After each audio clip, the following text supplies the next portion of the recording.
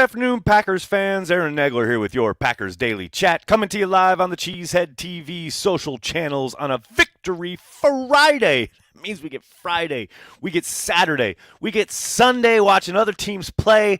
Then Monday we hit the reset because it's time to think about the Chiefs. But right now, oh my gosh, what a great holiday weekend after the Packers pull off the shocking upset of the Detroit Lions in Detroit on Thanksgiving. You love to see it. And look, obviously I am very, very, very, very, very, very hopeful that Jordan Love is the next great Packers quarterback. And I'm not going to sit here today and tell you that he has arrived in any true, meaningful way. However, he certainly took a big, big, big, big step yesterday on a national stage, showing everyone what he's capable of in an offense that is starting to gel, starting to put it together. A lot of disparate parts coming together. Things that were happening in a really kind of egregious way earlier in the season seems to have disappeared. Guys on the same page with their quarterback, a protection unit, which absolutely, completely did a 180 compared to what they put on the field and on tape against the Lions the first time around back in September. This is a team working it out, and a quarterback who seems to be poised to become the next long-term starter for the Green Bay Packers. And look, don't get it twisted. No one's saying he's arrived as the next great, like put him on the Ring of Honor, he's going to the Hall of Fame. Nobody's saying that, at least not on this channel. But the doubts around him, the idea that he might not be, worth investing in and becoming the long-term starter for the next 5, 6, 10 years, I think those are starting to fade away. I think it's pretty clear if he continues doing what he's been doing these last 3, 4 games, the Packers will most likely be talking to his representatives about an extension. And the idea that all the frustrations, the problems, the maddening play that we saw, both from Jordan and the offense in general earlier this season, could start to coalesce and become something pretty damn special. It's pretty damn exciting if you're a Green Bay Packers fan. Now, again, a lot of ball game left. Long way to go. Let's say it again. A long way to go. As I said all summer, there are going to be ups, there are going to be downs, there are going to be frustrating moments, there are going to be streaks, right, where it looks really good. And that's obviously what we're in right now.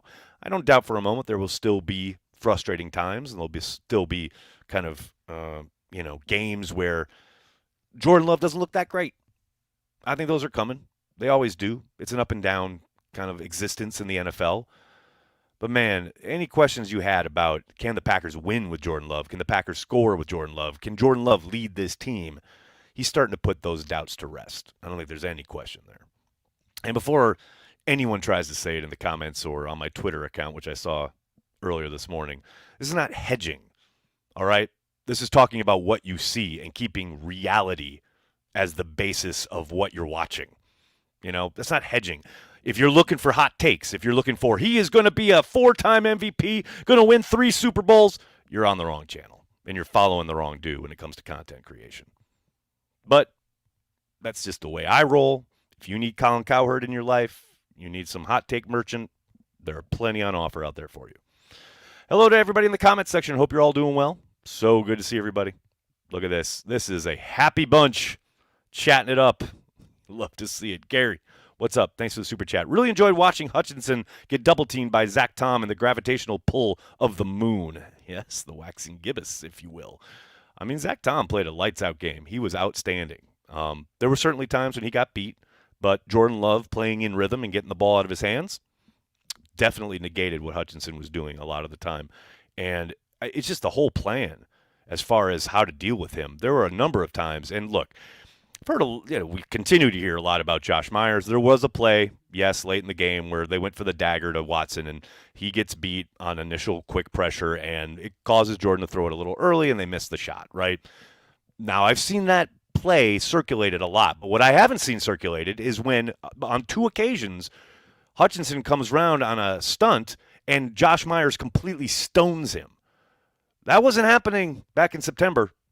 That is happening now, and that allowed the Packers offense to operate in a big, big way. Again, what we always talk about with Josh Myers, consistency, right? You're seeing more of it now. Rick Ward, what's up? Thanks for the super chat. Heard from any Gary haters today? No, curiously silent. Funny how that works.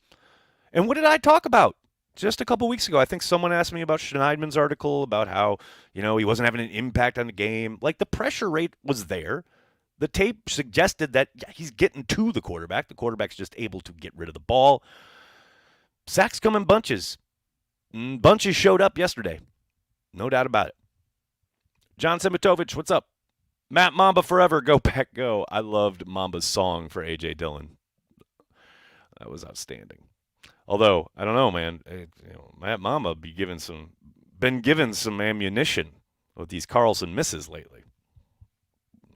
Don't get Matt going. Lambo Leo, what's going on, man?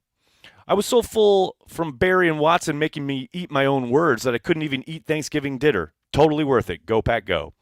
Yeah, both of those guys showed up yesterday. I think Joe Barry needs to be applauded. Definitely needs to be given the recognition for a plan that, it helps that your offense is on the front foot, right? For once, the Packers took the ball and they scored, right? They were from the get-go. They were aggressive, and that allowed the defense to play with a lead, something they haven't done a whole lot of this season. Now, it helps when Rashawn Gary, Preston Smith, all the guys up front are getting after it the way they were yesterday, and those guys were eating. I mean, Preston Smith was on one. We've heard so much about Gary's game, which for absolutely understandable reasons, but Preston Smith was really good yesterday too. Like, both of those guys came to play, and I thought Van Ness showed a lot of promise yesterday. Just across the board, the interior guys, Carl Brooks, Devontae Wyatt, I thought had a strong game. So, yeah, Joe Barry, definitely. And then with Christian Watson, been waiting for this game. Definitely been waiting for it. And, we talked about it a couple weeks ago on Transplants here on Daily. He's got to find the consistency. The drops and things like that were definitely frustrating. The lack of high pointing and aggressive kind of going and getting the ball. Well, you saw that on the first play of the game. And that set the tone. And, I thought the kid played well. And not just with the ball in his hands. I thought he was physical in the run game, did some really nice stuff on the perimeter. And there was a play when he did have the ball where he ran strong and hard and gained extra yards after contact. That's the Christian Watson we need to see game in and game out from here on out because he is a weapon, no doubt. Ben, what's going on, man? So glad I bought the Reed throwback jersey. There you go. There you go. Love me some Jaden Reed. Quinn, what's going on? Big win yesterday. Reminded me of the infamous Rasul, Arizona game. Down a ton of key players against a stout team and came out hot. Go Pack. I'll tell you what. I had kind of, somebody had brought this up earlier last week, I believe, or earlier this week, with the similarities situationally, right, as far as short week, on the road, down a ton of dudes, go into a hostile environment, pull out the win. The one thing I didn't, really kind of, I'm not taking into consideration because I did, but the idea that in that game down in Arizona, Aaron Rodgers did so much at the line of scrimmage to help get them in advantageous places. And you saw some of that from Jordan yesterday. Now, the best one that I can recall was in the second half, he made an adjustment at the line, got them into a position, got the snap off, perfect look, right call, takes advantage of the defense, and Romeo Doubs dropped it. Like, you got to complete the play, obviously. But there were moments like that yesterday where we hadn't seen a ton of that from Jordan so far this season.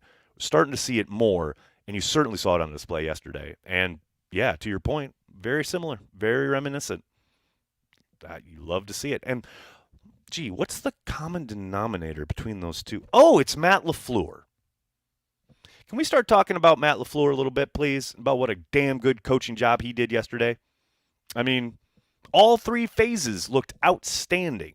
It has been a while since you could look at a Packers game and say, yes, like across the board, all three phases, they looked better coached than their opponent. And that was certainly the case yesterday. I mean, that was just an outstanding job from LaFleur and company. TKM, Victory Friday. We love it. Vex, what's going on, man? It was the right decision to trade Rasul, but it sure does hurt when Packs start playing better.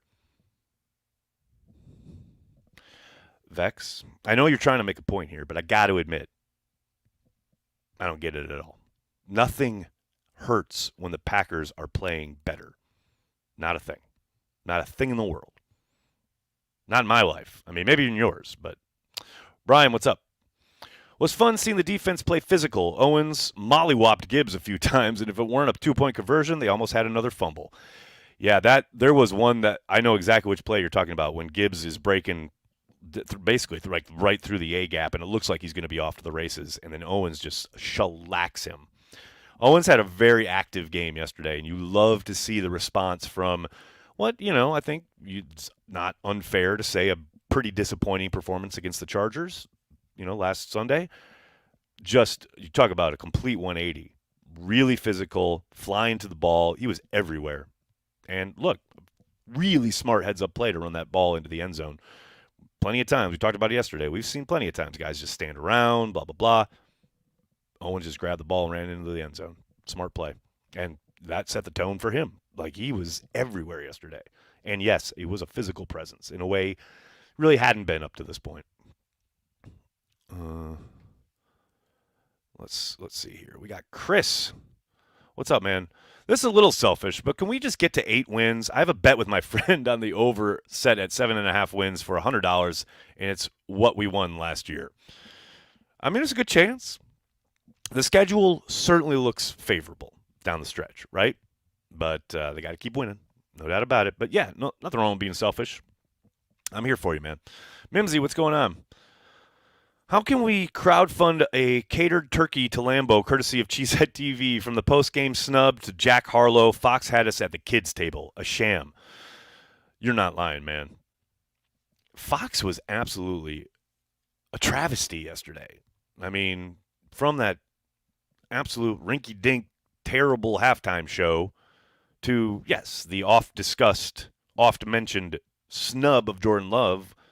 And I love Erin Andrews knew that there was no coming back from this. She literally says at the end of that interview, "We don't have a turkey leg for you." Like, they knew they were in trouble. Yeah, man. That's a good idea, though. A catered turkey to Lambeau is a fun idea. Mr. Stees, what's going on? Was at the game with family. That throw from Love to Heath with 7:54 in the first was insane to see live. Love has the arm talent to succeed in the NFL. Hopefully he can put it all together. Go, Pack, go. He had a number of throws yesterday that were okay. I mean, there were throughout the game, going back and watching it. I mean, obviously live, you're like, oh, great throw, whatever. But then you go back and you look at it. There were a couple to Heath. There's one to Dobbs where he is just out of his mind with the kind of sidearm release, pinpoint accuracy. My Lord. Yes. Very exciting. Again, not saying he's arrived, but you're starting to see it. You're starting to see how he can be special. No question about it. George, what's going on, man? Do you think the reason Fox did not give Love a turkey leg because he just got done eating lion? Hey-oh. I like that theory. I'll take it. Socks are foot jail. Socks are foot jail. What a handle. First time all year I've kept the what the was that to once or less the whole game. If that's not progress, I don't know what it is. Let me guess. You only had one? Once or less the whole game? Let me guess where the one was. The failed fourth down conversion when A.J. Dillon ran into Jordan Love. I did like Matt getting all cloak and dagger after the game. Someone went the wrong way. Not going to tell you who it was. At first I thought it was AJ, but now I'm starting to think it was Jordan. Regardless, if that's the only what the fuck was that, we're in good hands. We're heading in the right direction. Vex, what's up? Draft all O-line in 2024. Need a running game. I mean, they're kind of showing they don't need a running game. But, yes, they need to be better in the running game, no doubt about it. Draft all O-line. I don't think that's happening. I think they will definitely draft an offensive lineman or two. I think that's probably going to happen. But who knows, man? Maybe Caleb Jones gets out there and starts road grading people in 2024. Who knows? And don't forget, they have invested lots of draft capital along the offensive line. Guys can mature and grow and become players at any point, at any moment. Who knows what happens when Sean Ryan gets out there? Maybe they start absolutely running right behind him and Zach Tom and just start killing people. You never know. Brian, what happened at half with Matt LaFleur and security? Matt had his path and he wasn't changing. dude was in his way. I know he was asked about it after the game, and he not gonna. I don't think he wanted to throw a guy under the bus, but yeah, if you're an event person, like you work security, if you're working an event, like you are there in service of something. It's not just happen like this. You're not getting paid to just exist because people are showing up to the stadium. They're showing up to the stadium for a reason, to watch the teams play football. You are in service of them. So if you see the coach running, get the fuck out of the way. Just get out of the way. This reminds me of the thing that happened with Devontae last year. It's like you are in service of them.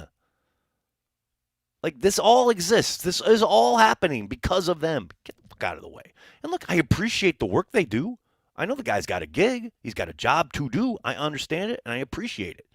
But there's a reason it exists, and there's a reason you're there, to support and be in service of the folks putting on the show, which is the people involved with the football.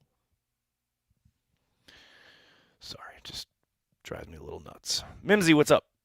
PSA, unless it's Dolly, just show Creed 2001 replay. Yeah, shout out to Dolly Parton. How did we get Jack Harlow and they get Dolly? That's just harsh. Vex, what's up, man? They could just bench RJR for Sean. So confusing. Yeah, it is a mystery. I don't think Runyon's covering himself in glory, but they're sticking with him. I will say it's encouraging, though, that Sean Ryan looks as good as he does every time he's out there. But yeah, I don't understand the fascination and the need to keep Runyon in the lineup at this point. I think Sean Ryan's shown you what he's about. I don't get it. Mimsy, what's up? Has anyone asked Matt LaFleur why he didn't try a free kick? No, not that I've seen. And he was a little more aggressive yesterday, and I don't kill him for that. I don't have a problem with it. I'm excited about the HP Lovecraft connection. Mr. Mikey Riggs. That's an outstanding reference. Well done. Nags, if teams start to respect the passing game, you think the running game will improve? A little bit. I don't think they're ever going to be road graders, but Matt admitted that was their whole plan yesterday because of the style of defense that Detroit likes to play, right? They are absolutely going to load the box. They're going to make you earn it in the run game, and they're going to let you try and beat them outside on the perimeter or even in the slot sometimes. So, yeah, I think the more successful they are and the more they continue to do this week after week after week, because that's the other thing. It's one thing to do it, every once in a while, but if you're consistently doing it, then, yeah, teams are going to have to a little bit, start to play a little bit more too high safety, maybe give you some of those kind of running lanes on early downs rather than, absolutely commit to stopping the run because they don't fear Jordan in the passing game. I think we'll start to see that possibly change a little bit, but just because of the fact that the Packers just aren't that great when it comes to producing on the ground, regardless of the front they're facing. Yeah, I don't see a wild swing, but yeah, I think it'll open up a little bit. Kind of has to. It becomes a game of pick your poison, and Matt will continue to find his spots to get aggressive on early downs. But yeah, if you want to pack the box, you saw it on the touchdown to Watson. That's classic. They're a single high safety defense there. The second safety is way down by the box, and you get Watson lined up one-on-one there with no safety help over the top. I love their chances. So, yeah, cat and mouse game will continue. Steven, what's up? Awesome to see both sides win the trenches convincingly. Also awesome to see how Love has progressed with opposing pressure in his face. Oh, man, he was so good yesterday with dudes like coming bearing down in his lap. He's been good intermittently, and it was actually not bad that first game against Detroit. There were a number of throws were pretty impressive with pressure like right on him. But, yeah, like yesterday was very noticeable as far as being able to get the ball off, changing the arm angles, staying in rhythm, and that's the most important part, right? Because all the routes are married up to what you're doing back there. The way he was able to deliver despite everything happening in front of him at times, yeah, very impressive. Quinn, what's up? Malik Heath is flying under the radar. Quinn, not if you follow me on the service formerly known as Twitter. I literally just put it out there. Malik Heath had such a good game yesterday. So, yes, Quinn, I agree. He was, everything you asked him to do, he did excellently yesterday. Like from the The way he caught the ball, the way he blocked in the running game, all the physicality he brought, both in the running game, but also after the catch. I love Malik Heath, man. Make the whole plane out of Malik Heath. You absolutely love it. And to that point, this is what the Green Bay Packers are all about. This is their whole program, right? They've had Malik Heath, undrafted dude, hasn't been really super involved. Started to get a little bit more involved. You see Samari Torrey as a healthy scratch the last couple weeks. Malik Heath starts to come on, gets more opportunities, earns more opportunities. Guys get hurt. Wicks goes down, so now Heath gets even more opportunities. You love to see it. And now when Wicks comes back, now you can keep mixing and matching with a guy who's now gotten confidence, showing a little bit as far as production goes, clearly knows the offense, knows Jordan. Jordan trusts him. Love it. Absolutely love it. Vex. Resurrect Prince for halftime shows. This is the best idea I've heard all day. Eric, what's up? Do you think they're splitting snaps between the left tackle and right guard because certain plays/schemes work more to the strengths of the players? Maybe. I don't think they'd ever admit that, but I doubt it. But maybe. I mean, it feels unlikely since they're platooning them in for whole drives, right? Although maybe like this drive we're going to try this concept or whatever, but yeah, it's a bit. I got to admit, it's a bit of a mystery. It's not something I'm too used to, And I know, hey, look, since Matt's been in town, they have not been shy about moving guys around up front. Something they've done like literally since 2019. A lot more than you traditionally see in the NFL. But yeah, man, I don't know. I think it's, you want to say just play the young guys. It's a development year. It's a year you want to find out what you got. You want to get young guys snaps. You want to help them develop. Just play Walker and Ryan. I don't know why we're pussyfooting around here, but I'm sure they have their reasons. I wish they'd give us the actual reasons at some point, but I'm not holding my breath. All right, everybody, I got to get going. I cannot thank you enough for hanging out and talking Packers each and every day, Monday through Friday, right here on the Cheesehead TV social channels. Please do me a monster favor. Hit like on the video, subscribe to the channel, and then tell your friends and tell your family, Cheesehead TV. We are devoted to Green Bay Packers fans worldwide. Have a great weekend, everybody. Hope you have a ton of fun watching NFL football on Sunday with not an ounce of anxiety because the Packers are sitting on a great W. And then I will be back on Monday afternoon with Packers Daily. Carry the G and MKE. Let's talk football with Andy. All coming at you on Monday. Enjoy the weekend. Thank you so much. Go Pack Go.